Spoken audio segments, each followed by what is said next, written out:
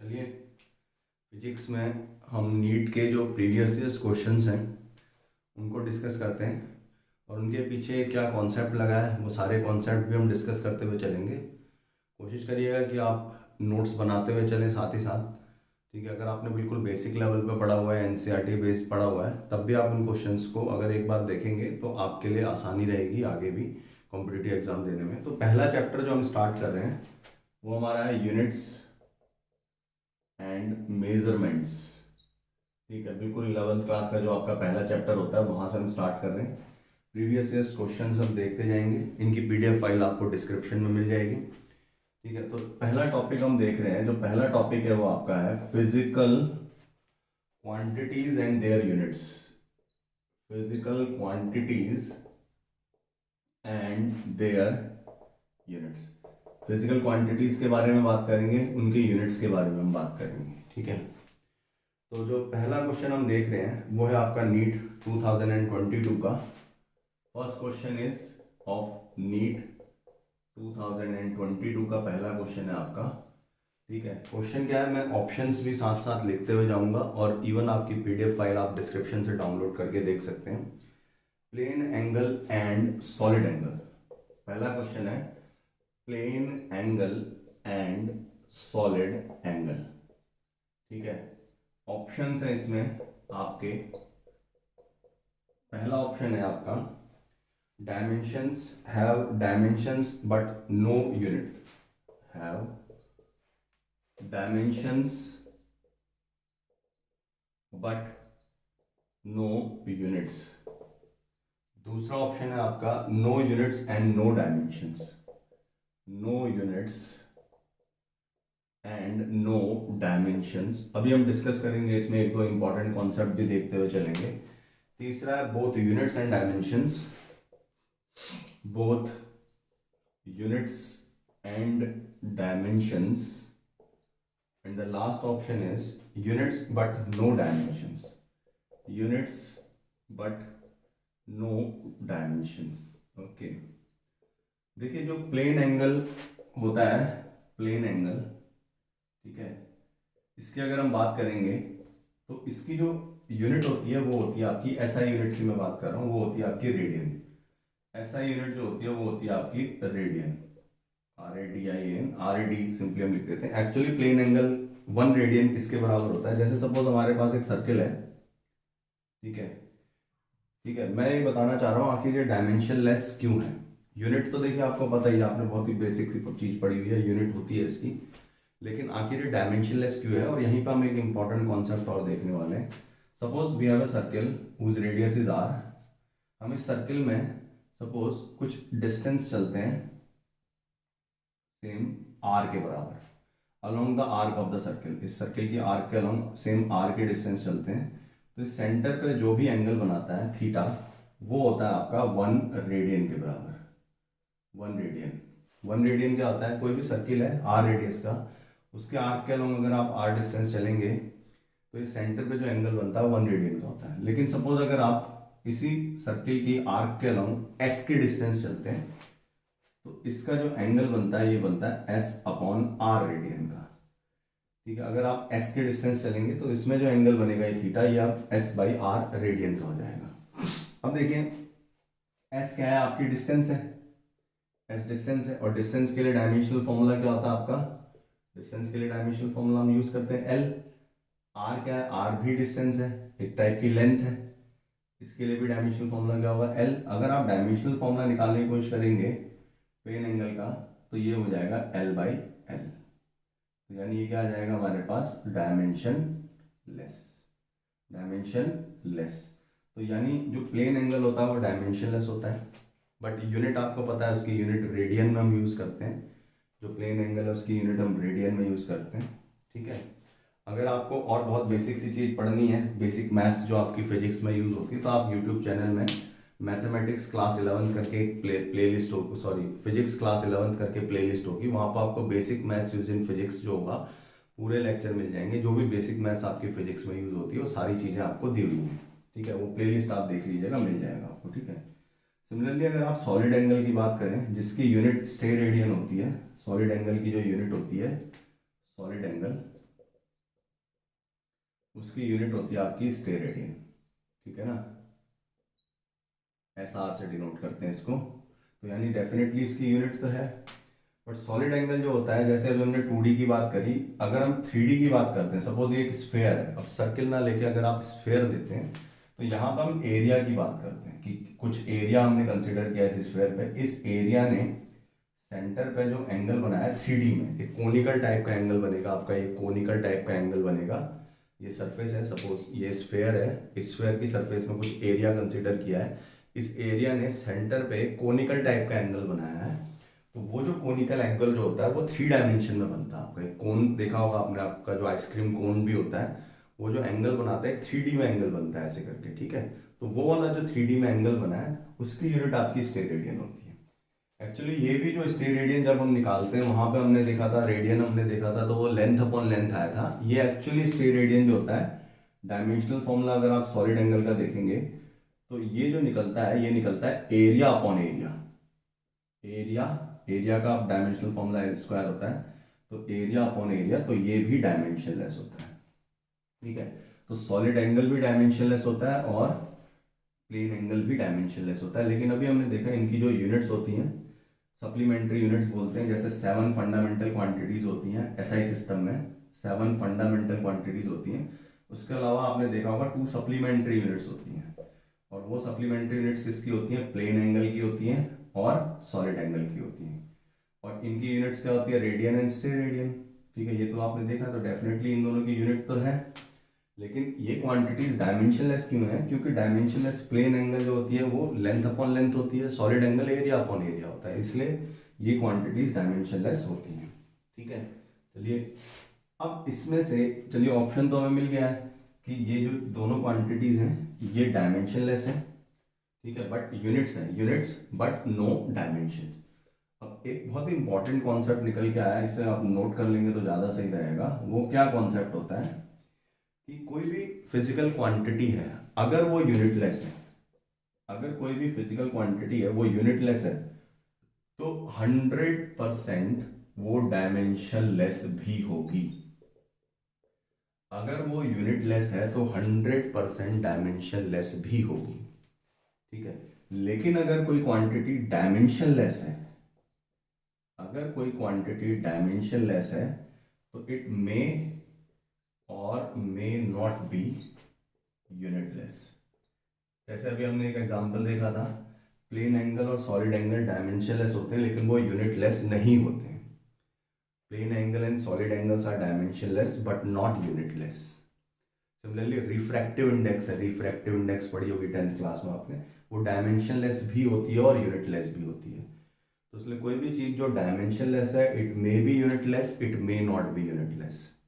But कोई भी चीज जो यूनिटलेस है, अगर जिसकी यूनिट नहीं है, जैसे रिफ्रैक्टिव इंडेक्स की भी यूनिट नहीं होती है, डाइलेक्ट्रिक कांस्टेंट जो होता है आपने इलेक्ट्रोस्टैटिक में पढ़ा होगा 12th में, वो डाइलेक्ट्रिक कांस्टेंट भी यूनिटलेस होता है और वो डायमेंशनलेस, 100% डायमेंशनलेस भी होगा, ठीक है।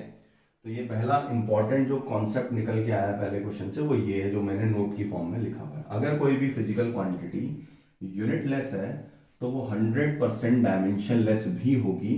लेकिन कोई भी फिजिकल क्वांटिटी अगर डायमेंशनलेस है तो इट मे और मे नॉट बी यूनिटलेस, वो यूनिटलेस हो भी सकती है और नहीं भी हो सकती है। चलिए नेक्स्ट क्वेश्चन पे हम बढ़ते हैं। सेकंड क्वेश्चन जो है वो आपका, वो नीट 2020 का है, नीट 2020 का क्वेश्चन है, ठीक है। अभी फिलहाल जो पहला टॉपिक जो है वो physics, physical quantities and their units, उसके क्वेश्चन में करा रहा हूँ, फिर हम आगे डायमेंशनल एनालिसिस पे बढ़ेंगे, फिर उसके क्वेश्चन देखेंगे प्रीवियस ईयर्स के। सेकंड क्वेश्चन है, the angle of 1 minute in radian is, second question is the angle of 1 minute in radian is, जो 1 मिनट का एंगल होता है वो रेडियन में कितना होता है।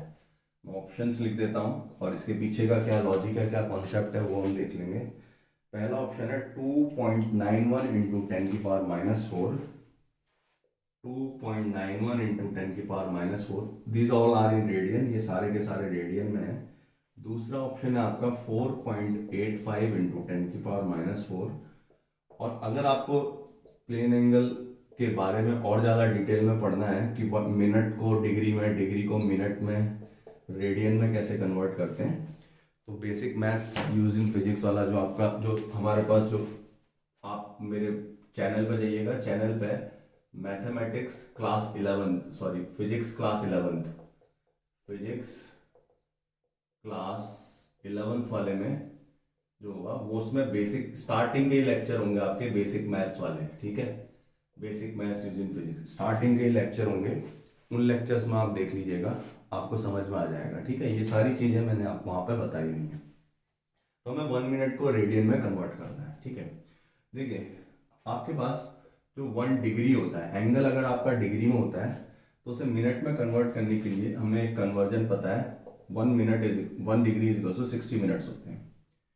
तो हम सिंपली क्या लिख सकते हैं, 1/60 degree is equal to 1 minute, ठीक है। तो 1 मिनट जो है वो आपका डिग्री में कन्वर्ट हो गया है, ठीक है। Now 1 minute is equal to degree. Now degree को जब आप रेडियन में कन्वर्ट करते हैं, suppose we have an angle theta in degree, ये आपका डिग्री में दिया हुआ है, अगर आपको इसको रेडियन में कन्वर्ट करना है तो आपको सिंपली कुछ नहीं करना है, π/180 से मल्टीप्लाई कर देना, तो ये रेडियन में आ जाएगा। Now 1 minute is equal to कितना था आपका, 1 मिनट इज इक्वल टू था 1/60 डिग्री। तो अगर मुझे इसे रेडियन में, क्योंकि मुझे आंसर तो रेडियन में निकालना है, फाइनली आंसर रेडियन में निकालना है, तो डिग्री में कितना एंगल है 1/60, रेडियन में कितना आ जाएगा, this much. Now the value of pi is 3.142, 18 6 या 10800। अब प्रॉब्लम क्या होती है, प्रॉब्लम होती है जो बायो वाले खासकर हैं उनके साथ होती है कैलकुलेशन में थोड़ी प्रॉब्लम, ठीक है, कि आखिर इसको कैलकुलेट कैसे करें। तो पहली चीज़ तो देखिए आपका 3, ये 3 है, 3 ऑब्वियसली 3 से छोटे नंबर से डिवाइड हो सकता है, तो हमें इसे छोटा बनाना पड़ेगा। तो इसको देखिए मैं ऐसे लिख सकता हूँ 3.142, पूरा कैलकुलेशन आपको नहीं करनी है, ये कितना हो गया 10 की पावर 1 2 3 4 4, और ये 4 10 की पावर 4 ऊपर जब जाता है तो 10 की पावर -4 हो जाता है, ठीक है। इसका मतलब है मेरा आंसर 10 की पावर -4 वाला है, या तो ये है या ये है। अब अगर आप 1 से 3 को डिवाइड करेंगे, 3.142 को, तो अराउंड 3 टाइम्स आएगा। तो 3 टाइम्स के पास 10 की पावर -4 में 3 टाइम्स के पास कौन सा ऑप्शन है आपका, पहला वाला। तो आपको पूरी कैलकुलेशन नहीं करनी है, आप पावर से 10 की पावर -4 से 2 ऑप्शन बचे, उसमें भी आप देखेंगे 3/1 वाली फॉर्म दिख रही है, राउंड ऑफ बोलते हैं इसको। 3.142 को आप सिंपली 3 लिख सकते हैं, 1.08 को सिंपली 1 लिख सकते हैं, राउंडिंग ऑफ, क्योंकि ऑप्शंस दूर दूर जब होते हैं तो आप राउंडिंग ऑफ करके 3 के पास वाला ऑप्शन जो है वो, तो ये तो बहुत दूर है, तो 3 के पास वाला जिसमें 10 की पावर -4 आ रहा है, तो वो हो गया आपका पहला वाला ऑप्शन, ओके, ठीक है। Now let us move to the next question. तो आगे बढ़ते हैं, और जो जो कॉन्सेप्ट हम यूज कर रहे हैं क्वेश्चन में, वो कॉन्सेप्ट मैं आपको हाथों हाथ बताते हुए जाऊंगा, वैसे तो आगे भी हम पढ़ने वाले हैं इन चीज़ों को, ठीक है। तीसरा क्वेश्चन है, the unit of thermal conductivity is. Next तीसरा क्वेश्चन जो है, और ये थर्ड क्वेश्चन जो है, ये आपका है नीट 2019 का। Next question is NEET 2019, the unit of, next question is the unit of thermal conductivity is. Thermal conductivity की यूनिट क्या होती है, मैं 4 ऑप्शंस लिख दे रहा हूँ, इसकी पीडीएफ फाइल आप डिस्क्रिप्शन से डाउनलोड कर लीजिएगा। पहला ऑप्शन है joule per metre per kelvin, joule per metre per kelvin. दूसरा watt metre per kelvin, watt metre per kelvin. तीसरा ऑप्शन आपका watt per metre per kelvin, and the last option is joule metre per kelvin, joule metre per kelvin. Okay, thermal conductivity के बारे में थोड़ी चीजें देख लेते हैं, ठीक है। सपोज आपके पास कोई सॉलिड रॉड है, सपोज आयरन की रॉड ले लेते हैं हम। इस रॉड में सपोज यहाँ पे आपने कुछ टेम्परेचर रखा θ1, θH कह देते हैं, H मतलब हायर टेम्परेचर है, और यहाँ पे है θL, मतलब ये जो रॉड का ये वाला एंड है, ये लोअर टेम्परेचर पे है। जब हीट ट्रांसफर करते हैं हम यहाँ से, सपोज कुछ Q अमाउंट की हीट आपने दी, और इस हीट ने T टाइम तक आपने इस हीट को दिया, तो obviously heat higher to lower temperature अपने आप ही फ्लो होती जाएगी, ठीक है। Let L be the length of this rod and ये जो एरिया है, एरिया ऑफ क्रॉस सेक्शन इसको बोलते हैं, एरिया इसका ए है, ठीक है ना। तो नाउ जो हीट फ्लो हुई पर यूनिट टाइम, ये डिपेंड करती है आपका, ये डिपेंड करती है आपका टेम्परेचर डिफरेंस पे। जितना ज़्यादा टेम्परेचर डिफरेंस होगा उतने ज़्यादा हीट फ्लो होगी टी टाइम में। ये डिपेंड करती है एरिया पे, जितना ज़्यादा एरिया होगा उतनी ज़्यादा हीट फ्लो होगी। ये डिपेंड करती है इन्वर्सली प्रोपोर्शनल टू लेंथ, अगर लेंथ कम होगी तो हीट ज़्यादा ट्रांसफ़र होगी, ज़्यादा लेंथ होगी तो हीट को ट्रांसफ़र होने में टाइम लगता है, ठीक है।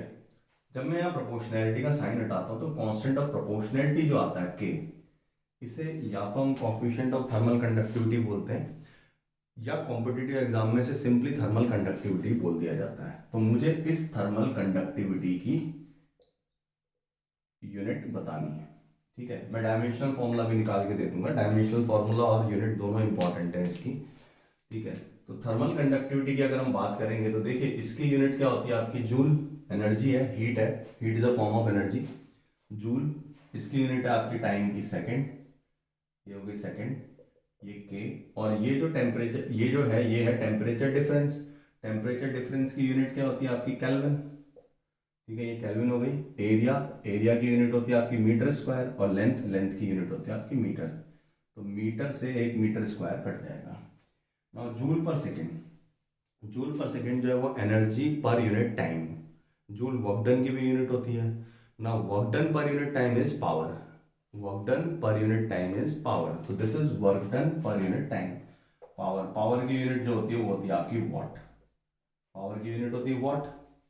तो ये होगी के की यूनिट, और ये हो गया आपका केल्विन, और ये हो गया आपका मीटर।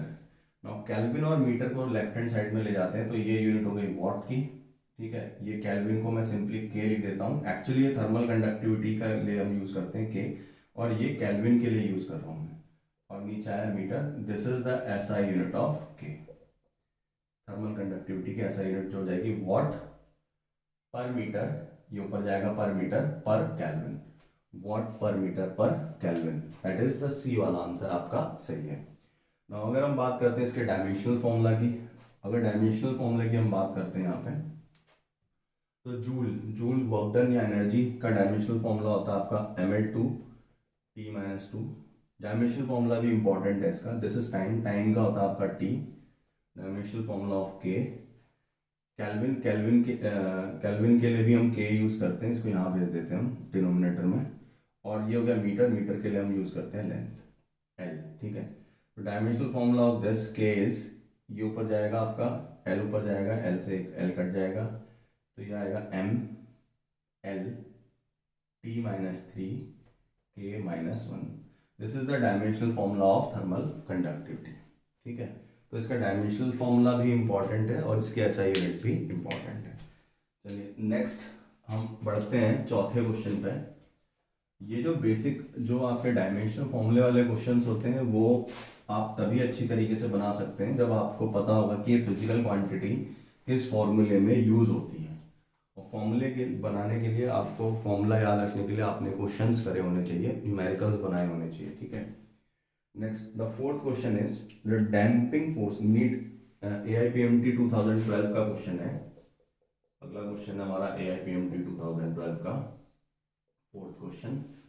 क्वेश्चन कह रहा है the damping force on an oscillator is directly proportional to velocity. The damping force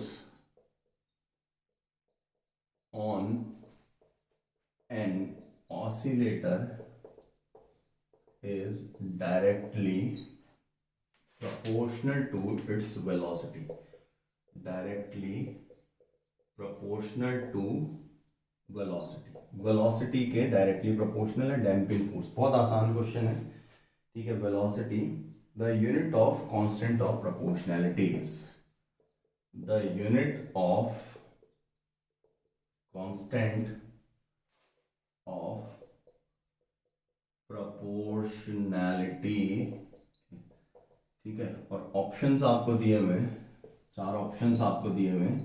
ये ऑप्शंस हैं आपके केजी मीटर पर सेकेंड, केजी मीटर पर सेकेंड, केजी मीटर पर सेकेंड स्क्वायर, kg पर second and kg second, kg पर second and kg second, ये चार ऑप्शन है। तो पहले देख लेते हैं क्वेश्चन में क्या कह रहा है। क्वेश्चन कह रहा है जो डैम्पिंग फोर्स लग रहा है, ऑब्वियसली फोर्स ही है ये, एक ऑसिलेटर में वो वेलोसिटी के प्रोपोर्शनल है। तो जब मैं प्रोपोर्शनैलिटी का साइन हटाऊंगा तो let constant of proportionality k आया, तो इस k की यूनिट मेरे को बतानी है। सिंपल है, k की यूनिट F/v हो गई। अब अगर हम देखते हैं फोर्स का डायमेंशनल फॉर्मूला, फोर्स का डायमेंशनल फॉर्मूला जो होता है वो होता है mlt minus upon velocity, velocity का डायमेंशनल फॉर्मूला होता है lt माइनस 1। तो l से l कट गया, t माइनस 1 जब ऊपर जाएगा तो प्लस का हो जाएगा, तो t minus 2 plus 1 is t minus 1। Now mass into time की पावर माइनस 1, मास के लिए हम यूज करते हैं kg, टाइम के लिए हम यूज करते हैं सेकेंड, तो ये हो जाएगा kg पर सेकेंड। आंसर इज kg पर सेकेंड। तो आपका जो आंसर आ रहा है वो सी वाला ऑप्शन है। ठीक है, बहुत आसान क्वेश्चन है, इसमें कुछ बहुत ज़्यादा कॉन्सेप्ट बताने की जरूरत नहीं है। तो चलिए आगे हम बढ़ते हैं, let us move to the next question. पांचवें क्वेश्चन को हम देखते हैं। ठीक है, ये प्रीवियस क्वेश्चन ईयर्स के क्वेश्चंस हम देख रहे हैं, इसी में हम कॉन्सेप्ट भी क्लियर करते हुए चलेंगे। नेक्स्ट क्वेश्चन इज, पांचवा क्वेश्चन है the density of a material in CGS system. Fifth question है आपका, और ये क्वेश्चन है आपका AIPMT 2011 का। Okay, question is the density of a material in CGS system is 4 ग्राम पर सेंटीमीटर क्यूब। CGS सिस्टम में एक मटेरियल की जो डेंसिटी है वो 4 ग्राम पर सेंटीमीटर क्यूब है। Full stop. In a system of units,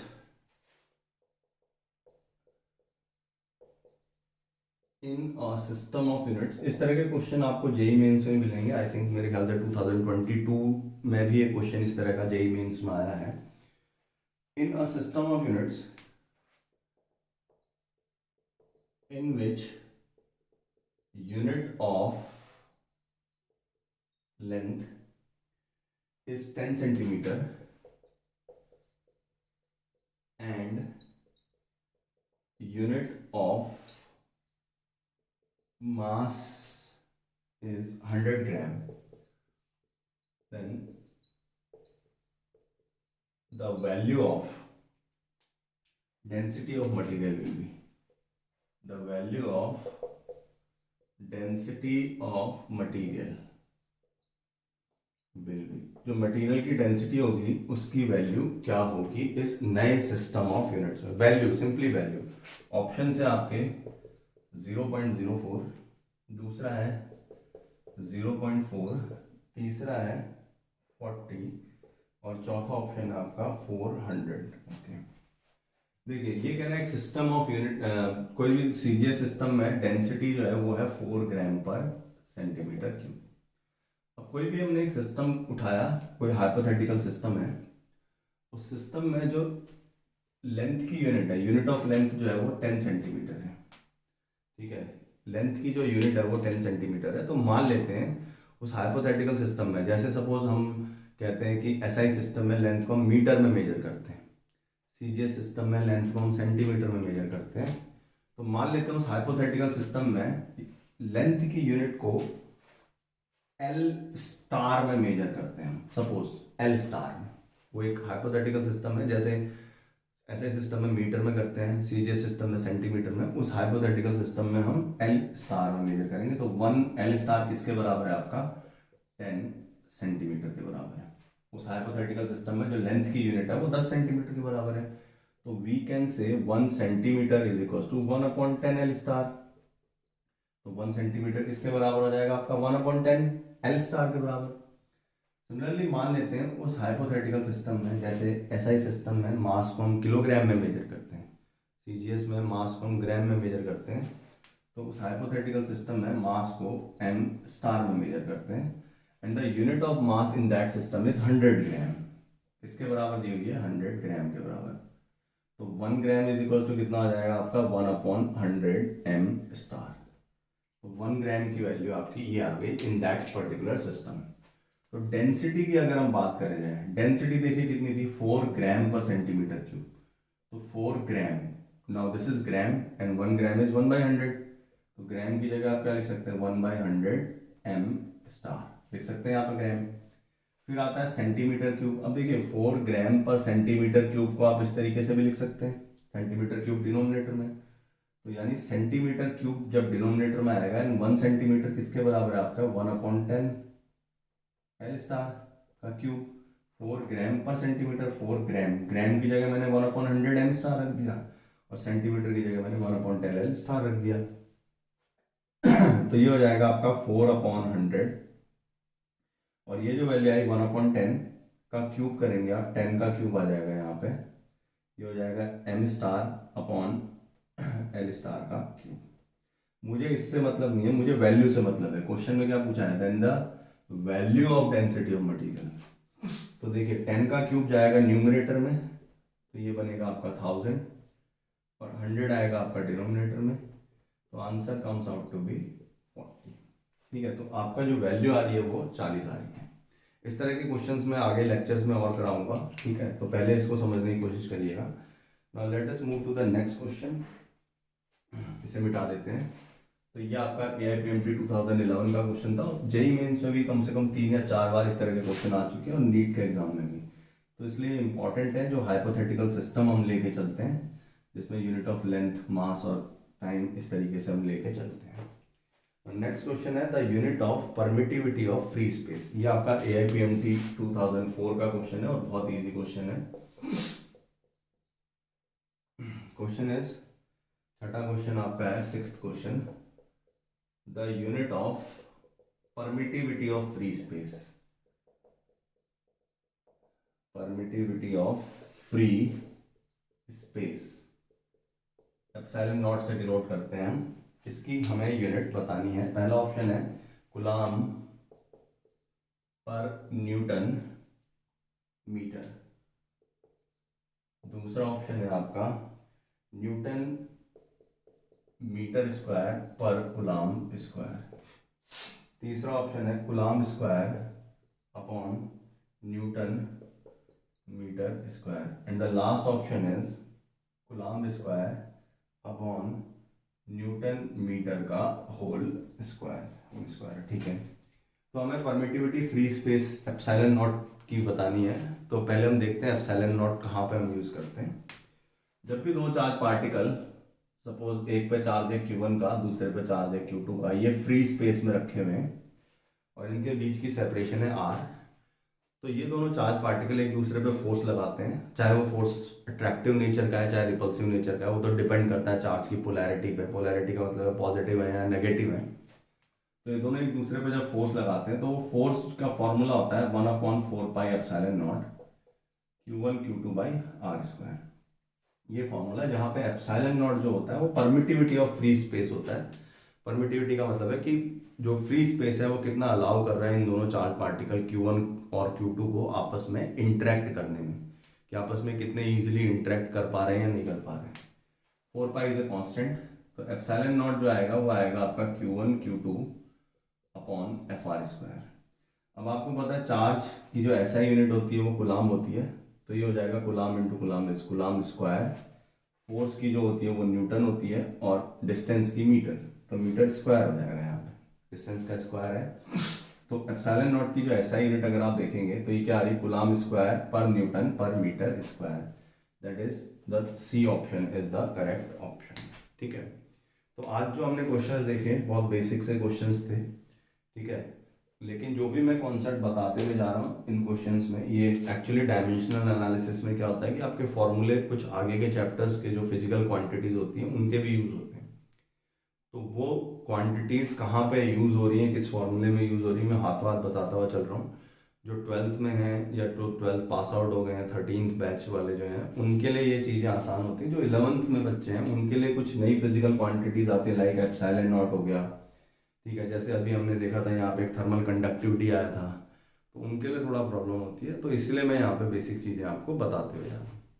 ठीक है, तो डेली आप ये वीडियो लेक्चर्स देखिएगा, कोई भी डाउट होंगे आप कमेंट कर दीजिएगा, मैं उसको क्लियर करने की कोशिश करूँगा। ठीक है, और जो भी PDF फाइल होगी इन क्वेश्चंस की वो आपको डिस्क्रिप्शन मिल जाएगी। ठीक है,